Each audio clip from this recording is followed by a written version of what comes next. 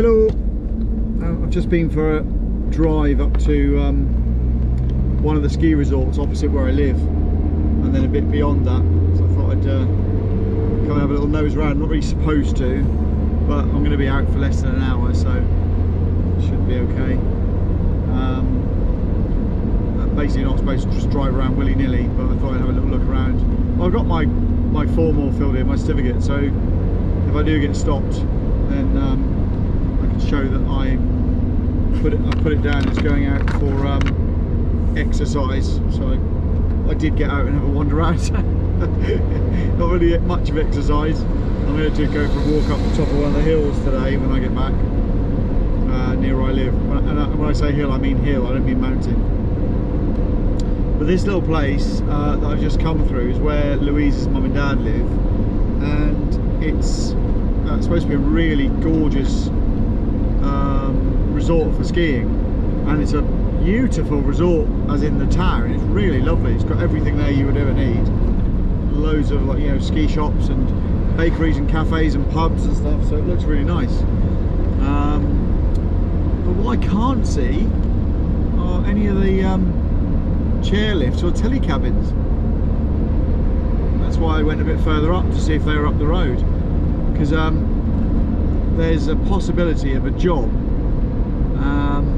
Louise has got a friend who owns a chalet, and she said she'd give him a call and see if he's still looking for a chalet manager, because a few weeks ago he was desperate to get hold of a chalet manager for if the season opens up, and he couldn't find anybody. And it would only be a job of welcoming people to the chalet when they turn up first night, show them round, show them how everything works, and then be on hand all week just to help them out, you know, take them to places, show them, you know, how to get to the slopes, blah blah blah blah, all those types of things, and then any maintenance that might need doing, and at the end of the week doing the changeover, so taking all the sheets off the beds and putting clean and duvets and everything, put all clean stuff back on again, and then take all of that down the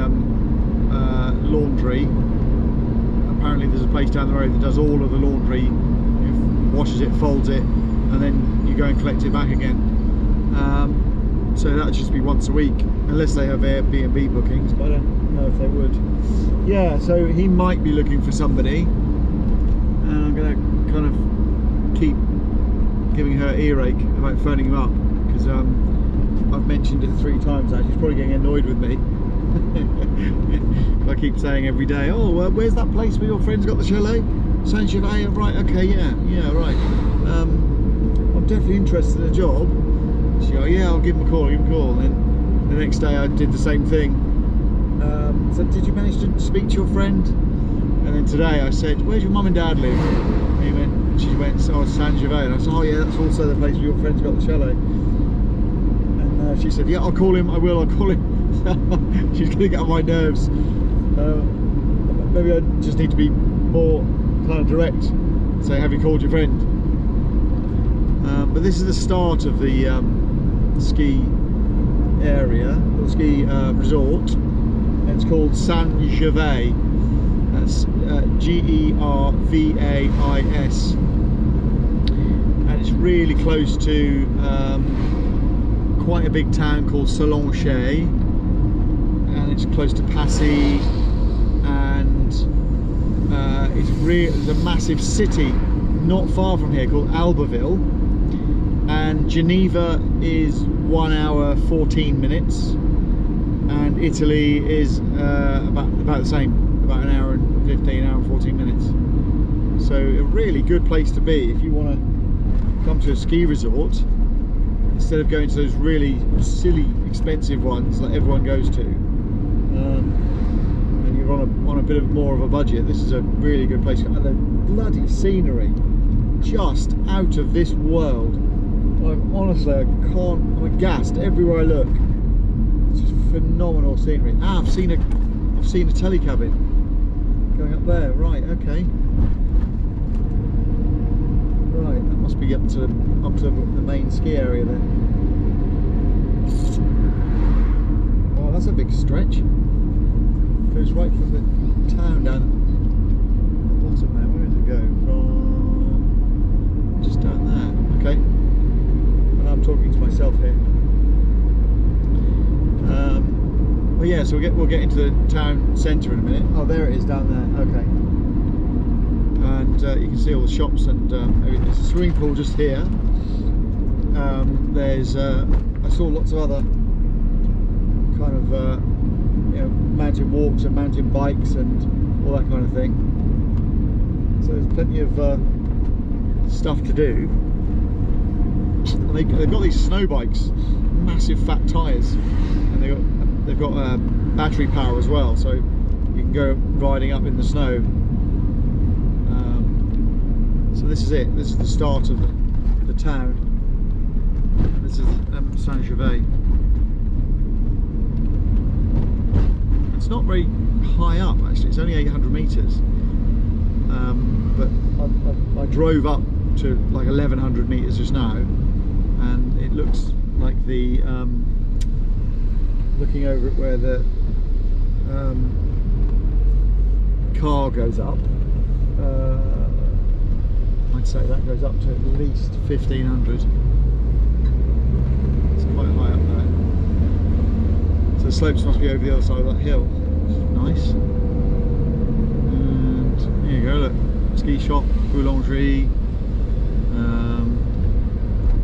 estate agents, restaurant, boutiques, pub, bistro, sports, loads of stuff. Pizza restaurant.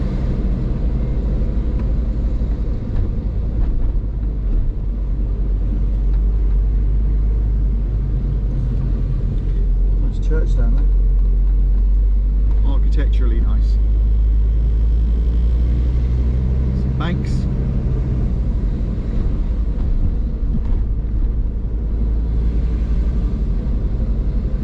It's very pretty.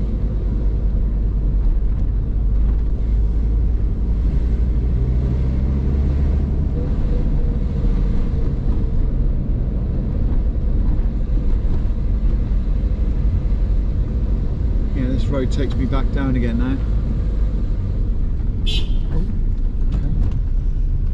Hello, mate. What was I doing wrong there then?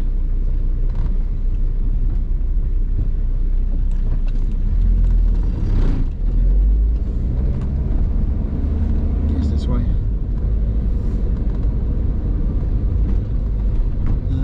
Oh, is that a chairlift?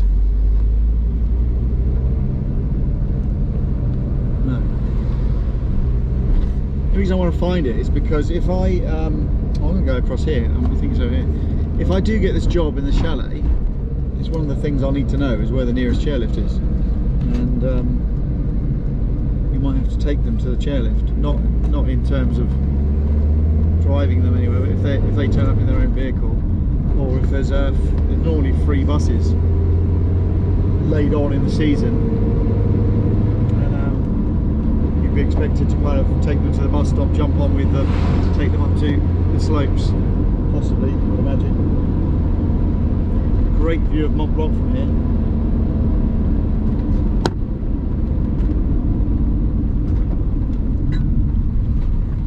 This looks like could be the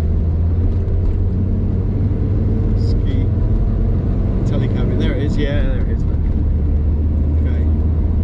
Could have gone down that little road, it's just there in front of us. Saint-Gervais telecabin, and that goes straight up to up and over that hill up there where the sun's coming over the top. Okay, brilliant. There's another little town here, Albeville. Look, that's a huge city. That is. When I was in Val d'Isère, managing a chalet there, before the season, the owners of the ski company had me and Carol going over to Albeville quite a few times, going to IKEA and things like that to get loads of things for the chalets. It's a massive city. Right, that's it for now. I will come back again and talk to you all later. Good afternoon. I haven't really recorded much lately. I've just been working. I was I was ill on Thursday, just a headache and stuffy and that. I've had nothing since I left the UK, and yeah, just suddenly came upon me. I don't know why. So I was in bed for a day, but other than that I've just been working for Louise, doing this bathroom or toilet, downstairs toilet, and I decided it's Saturday today, so I did a bit of work for her this morning, which isn't really a work away thing to work on Saturdays and Sundays. It's supposed to be 5 days a week, but you know, it's okay. I did sort of digging up some concrete flooring today, and ready for her to start tiling. So yeah, so done that, and decided to come out for a walk. So I'm going down the hill at the moment. I'm kind of opposite the house, and there's my view as I'm walking down. There's the Mont Blanc up there, valley down below. I just come down from up there. And this goes all the way down to the main road, and then you go across the road and there's a big long river, and there's a walkway along the river that you can just go along, and apparently it's hidden from the main road, so I can walk for a bit longer than I'm allowed to. You can't really be seen, so I'll do that today. Yeah, so sorry I haven't really been putting much up lately. I've not had a lot to report back really. Just been doing this work at the house. I'm deciding this week. I had a phone call about a ski job, but it's not confirmed, so I still think I'm going to move on from here, maybe next week. The good thing about Workaway is there's no set time, there's no set contracted days, you know, that you need to be there, or time limit you need to be there. So I'll probably leave next week actually, and spoke to Tony and Justine, and they said to go back there if I want to. So what I could do is leave here, drive back to theirs and stay there for a while, and if the ski season does open up and I can move on, then I can go there. If it doesn't, I could then do my original idea, which was to drive down to Malta, so I could do that as well. It's a lot of driving, but it's exciting, and you see lots of the countryside, and it's been good. Anyway, I'm going to carry on walking. I'll come back. Good morning, everyone. I've not been recording anything lately. I've just been working every single day, all day. So haven't been out much doing any recording. And the lockdown's fairly strict in Haute-Savoie region of France. So there's police everywhere stopping people. So I haven't really been able to get out apart from a walk every day. So I made a major decision today, in that I'm going to head back to central France, back to where I was staying before with Tony and Justine. Tony might have a bit of work for me. I also might have a little bit of work doing some IT stuff for the company I used to work for. I spoke to them yesterday, and they're going to check out and see what they've got. They may have some stuff for me. So if that's the case, I'll get a fairly good daily rate there, and I can work better over there because I've got no distractions at all. The problem is there's nowhere up in the mountains to camp. You can't wild camp. If you get stopped by the police, you get a huge fine, because you've got to be somewhere. You've got to have somewhere to live. I can't just say I live in my van. They won't accept that. So I've got to go somewhere. All the campsites are now closed because of COVID, so it's a non-essential service, so they're all closed.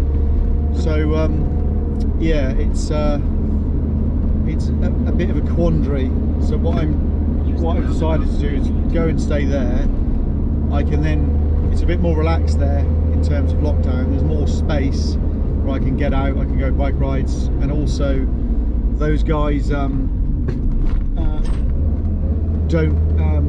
they kind of give me a lot more space in terms of not on my case all the time. Sorry, I've taken the wrong bloody turning again. Should have been up there. Yeah, so with Louise, who I was just working for, she's a million miles an hour, loads going on in her mind all the time, and she kind of forgets that I'm only supposed to do 4 or 5 hours a day, and then the rest of the time is free time. And I guess because I haven't been able to go anywhere much apart from a walk, I haven't really I'm worried about it too much. But now I need to be able to work, I need to only do a few hours, and she kind of needs more than that, yeah, with the work that she's got. So yeah, so I'm going to go back to Tony Justine's for a while. I will still be looking for jobs in the Alps, and I've applied for loads. I'm just, you know, nobody will know anything until the 2nd of December. So if a job comes up, I've got 2 choices. I can drive back, which really would take, I don't know, a day, you know, at the most. If I want to do it in a day, I could do it in a day, or I could fly, you know, and it'd take an hour to fly into Geneva and then get picked up. So there's options there. I would more likely drive, because then I've got my vehicle. So yeah, that's my big decision. Had a lot of time to think, and decided today, first thing this morning, that was it. I did tell Louise yesterday I'd most probably be leaving this week, as I want to move on, and she was quite happy with that. And then today, or late last night, her electrician called and said that he'd be in this morning first thing. So she said, well, there's no work you can do on today, Tuesday, or Wednesday, because her electrician's in, and then Thursday, Friday, and all of next week she's got a whole bunch of builders coming in to do a whole new kitchen for her. So there's nothing to do, and I can't just sit in a house all day long without doing anything, because I can't go anywhere. So that's it, I'm going. I had some really good conversations with my new business partners, I should say. So I've got one kind of equal partner, and one other guy who wants to be a shareholder in the business, who's going to invest and put loads of technical know-how into the business. Got a web designer on board. I looked at 2 or 3, but one guy in particular, ex-army guy, ex-W01, just stood out from the crowd. I had a long conversation with him yesterday morning, and then last night the 3 of us kind of went online with him and had a long conversation with him, and we've decided that he's the guy we're going to go for.